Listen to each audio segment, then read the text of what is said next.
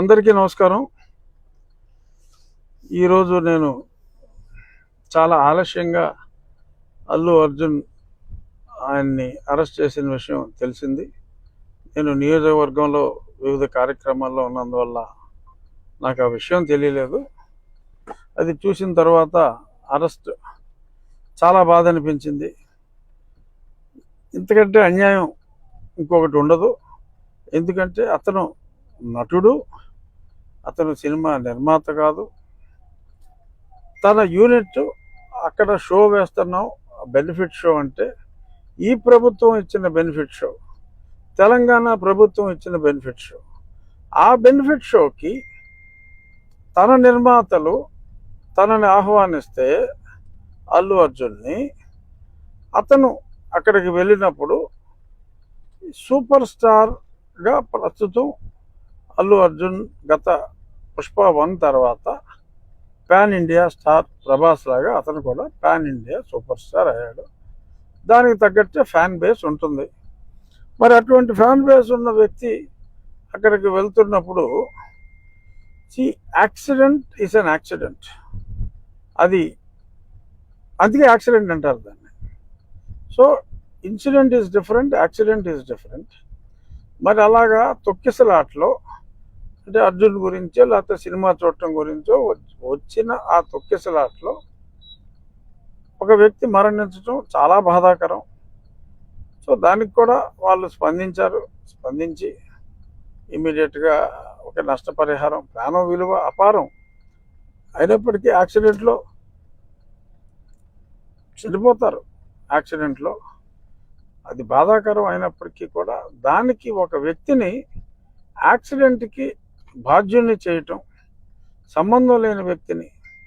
ఎందుకంటే ఒక హీరో అతన్ని పిలిచినప్పుడు ఆ హీరో ఏదైనా నీకు పోలీస్ అప్రూవల్ ఉందా, పోలీసు వాళ్ళు పర్మిషన్ ఇచ్చారా? ప్రభుత్వం పర్మిషన్ ఇచ్చిన షో అది. 1000 రూపాయలు కలెక్ట్ చేసుకోండి, షో వేసుకోండి అని చెప్పి ప్రభుత్వం ఇచ్చిన వెసులుబాటు. సో ఈ పర్మిషన్ కూడా ఉంటుంది అని అర్జునే కాదు ఎవరైనా అనుకుంటారు అక్కడికి వెళ్ళేటప్పుడు. సో మరి దానికి ఈ రకంగా మరి ఇప్పుడు ఆ జరిగిన సంఘటనకి అర్జున్నే బాధ్యుణ్ణి చేయటం, అర్జున్ని అరెస్ట్ చేసి మరి వాళ్ళ శుక్రవారం నాడు మరి అదే మోడస్ ఆపరాండే గతంలో నా మీద జగన్మోహన్ రెడ్డి ఎక్కువగా జగన్మోహన్ రెడ్డి అవలంబించిన మోడల్ అది. మరి యాదృచ్ఛికంగా జరిగిందా, శుక్రవారం కావాలనే జరిగిందా? ఏదేమైనా అల్లు అర్జున్ అతన్ని అరెస్ట్ చేయటం అనేది అత్యంత బాధాకరం. మానవ తప్పిదం. బట్ దానికి ఎవరెవరో సోషల్ మీడియాలో 10 సంవత్సరాల శిక్ష, ఏదన్నా యాక్సిడెంట్ ఇన్సిడెంట్లో ఇప్పుడు దాకా ఎవరికైనా 10 సంవత్సరాల శిక్ష పడిందా? అంటే ఇప్పుడు పడుతుందని కాదు, డెఫినెట్గా నాన్ బెయిలబుల్ సెక్షన్లు పెట్టినా court can give the bail and I'm sure Arjun will get the bail. అందులో ఎటువంటి సందేహం అక్కర్లా, తప్పకుండా అతనికి బెయిల్ వస్తుంది.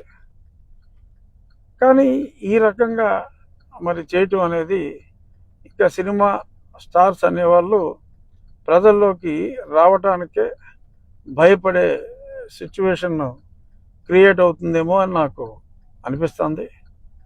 ఇది డెఫినెట్గా రేవంత్ రెడ్డి గారి దృష్టికి వెళ్ళే మరి అరెస్ట్ జరిగిందా, ఆయనకి తెలియకుండా జరిగిందో నాకు తెలియదు. ఖచ్చితంగా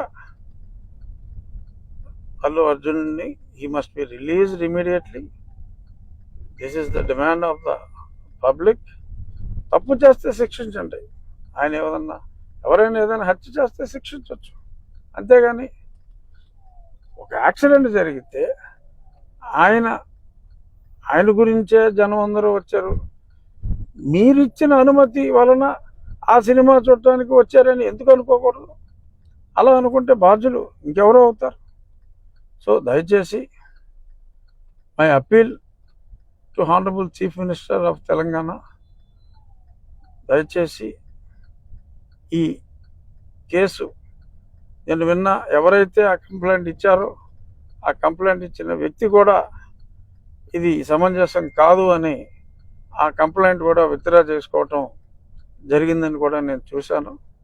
సో కాబట్టి విజ్ఞత ప్రదర్శించి ఇటువంటి కేసులో ఇరికిస్తే అది చాలా చెడ్డ మెసేజ్ ఇచ్చే అవకాశం ఉంది. కాబట్టి it might be an anomaly, kindly rectify it అని చెప్పి మనస్ఫూర్తిగా నా మిత్రుడైన రేవంత్ రెడ్డి గారిని మీడియా ముఖంగా నేను రిక్వెస్ట్ చేస్తున్నాను.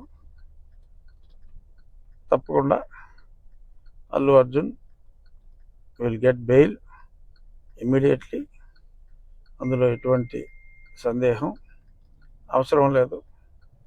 మరి అంత సూపర్ జూపర్ హిట్ ఏదో 1000 కోట్లు దాటిందంటున్నారు. నరఘోష అయి ఉండొచ్చు Arjun. Don't bother, he will come out clean, he will come out hopefully today itself or latest by tomorrow. ఇక ఎలాగో మీడియా ముందుకి వచ్చాను కాబట్టి మరి డాక్టర్ ప్రభావతి మరి అప్పుడు అత్యంత ప్రభావితం చేసిన దొంగ రిపోర్టులు చేసిన సునీల్ కుమార్ ప్రెషర్తో మరి తప్పులు చేసిన ప్రభావతి గారికి మరి ఈరోజు బెయిల్ నిరాకరించడం జరిగింది. మరి సునీల్ కుమార్ గారి విచారణ జరుగుతున్నట్టుగా అది కూడా మీడియాలో చూశాను. సో త్వరలో డెఫినెట్గా ఆ తప్పు చేసిన సునీల్ కుమార్, సునీల్ నాయక్, పద్మావతి వీళ్ళందరికీ కూడా వీళ్ళందరూ కూడా శిక్షించబడతారని, ఇలాగ తప్పులు చేసిన వాళ్ళ మీద యాక్షన్ తీసుకోండి. అంతేగాని సినిమా యాక్టర్ ఫంక్షన్కి వెళ్తే ఎవరో తొక్కేసుకుంటే ఆ చనిపోతే హీరోని బాధ్యుని చేయటం ఇటువంటివి కాదు. అఫ్కోర్స్ ఆ రాష్ట్రం వేరు, ఈ రాష్ట్రం వేరు. అయినప్పటికీ బాధ అనిపించి చెప్తున్నా. నా కేసు అప్డేట్స్లో ఇది.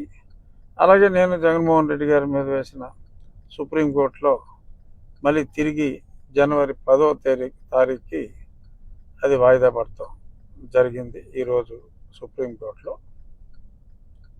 Thank you.